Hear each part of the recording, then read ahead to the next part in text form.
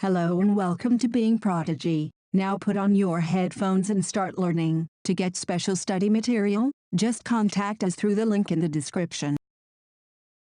The basic objective of macroeconomics is to develop theoretical tools, called models, capable of describing the processes which determine the values of these variables. Specifically, the models attempt to provide theoretical explanation to questions such as what causes periods of slow growth or recessions in the economy, or increment in the price level, or a rise in unemployment. It is difficult to account for all the variables at the same time. Thus, when we concentrate on the determination of a particular variable, we must hold the values of all other variables constant. This is a stylization typical of almost any theoretical exercise and is called the assumption of ceteris paribus, which literally means other things remaining equal. You can think of the procedure as follows. In order to solve for the values of two variables x and y from two equations, we solve for one variable, say x, in terms of y from one equation first, and then substitute this value into the other equation to obtain the complete solution.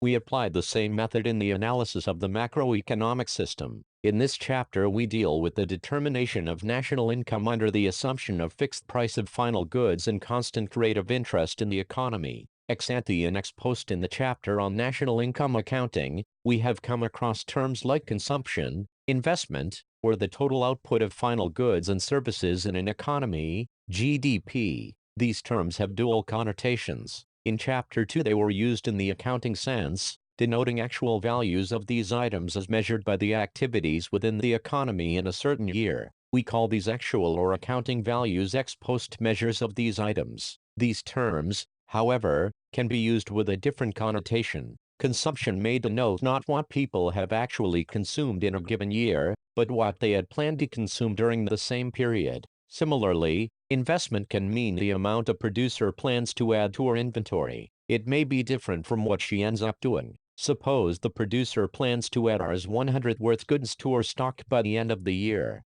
Her planned investment is, therefore, Rs 100 in that year. However, due to an unforeseen upsurge of demand for her goods in the market, the volume of her sales exceeds what she had planned to sell, and, to meet this extra demand, she has to sell goods worth Rs 30 from her stock. Therefore, at the end of the year, her inventory goes up by Rs 130, equals Rs 70 only. Her planned investment is Rs 100 whereas her actual, or ex post, investment is Rs 70 only. We call the planned values of the variables, consumption, investment or output of final goods, their ex ante measures. In a theoretical model of the economy, the ex ante values of these variables should be our primary concern. If anybody wants to predict what the equilibrium value of the final goods output or GDP will be, it is important for her to know what quantities of the final goods people plan to demand or supply.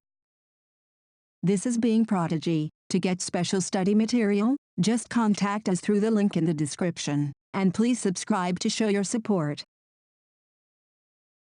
We must, therefore, learn about the determinants of the ex ante values of consumption, investment or aggregate output of the economy. Ex ante consumption. What does planned consumption depend on? People spend a part of their income on consumption and save the rest. Suppose your income increases by Rs 100. You will not use up this entire extra income but save a certain fraction, say 20%, of it to build up a cushion of savings for the period when you cease to earn income, or for meeting large expenses in future. Different people plan to save different fractions of their additional incomes, with the rich typically saving a greater proportion of their income than the poor. And if we average these, we may arrive at a fraction which will give us an idea of what proportion of the total additional income of the economy people wish to save as a whole. We call this fraction the marginal propensity to save, MPS. It gives us the ratio of total additional planned savings in an economy to the total additional income of the economy. Since consumption is the complement of savings,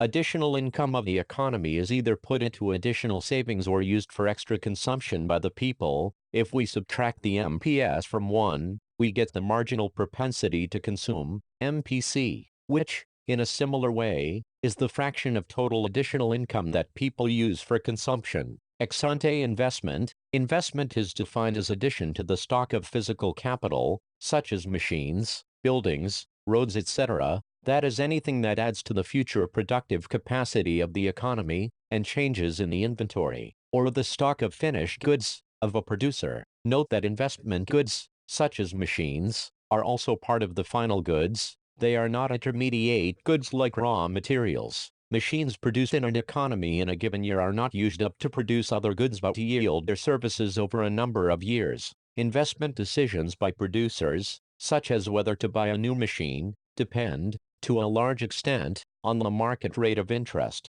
The short-run fixed-price analysis of the product market. We now turn to the derivation of aggregate demand under fixed price of final goods and constant rate of interest in the economy. In order to hold price constant at any particular level, however, one must assume that the suppliers are willing to supply whatever amount consumers will demand at that price. If quantity supplied is either in excess of or falls short of quantity demanded at this price, price will change because of excess supply or demand. To avoid this problem, we assume that the elasticity of supply is infinite, i.e., supply schedule is horizontal, at the fixed price. Under such circumstances, equilibrium output will be solely determined by the aggregate amount of demand at this price in the economy. We call it effective demand principle. Note also the word short run. We assume that prices in the economy take some time to respond to the forces of excess supply or demand. In the meantime, producers try to update their production plans in order to avoid excess supply or demand.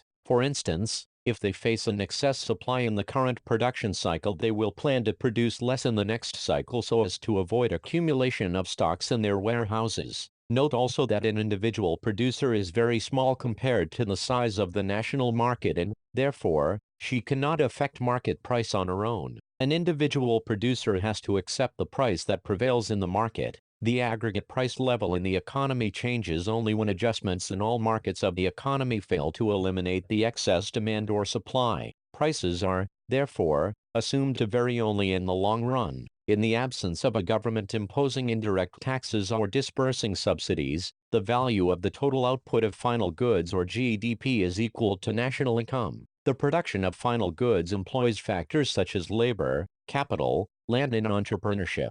In the absence of indirect taxes or subsidies, the total value of the final goods output is dispersed among the different factors of production, wages to labor, interest to capital, rent to land, etc. Whatever is left over is appropriated by the entrepreneur and is called profit. Thus, the sum total of aggregate factor payments in the economy, national income, is equal to the aggregate value of the output of final goods, GDP. In the above example, the value of the extra output, 10, is distributed among various factors as factor payments, and hence the income of the economy goes up by 10. If all the people of the economy increase the proportion of income they save, that is, if the MPS of the economy increases, the total value of savings in the economy will not increase, it will either decline or remain unchanged. This result is known as the paradox of thrift, which states that as people become more thrifty they end up saving less or same as before. This result, though sounds apparently impossible, is actually a simple application of the model we have learned. This is Being Prodigy. To get special study material, just contact us through the link in the description. And please subscribe to show your support. Thank you and happy learning.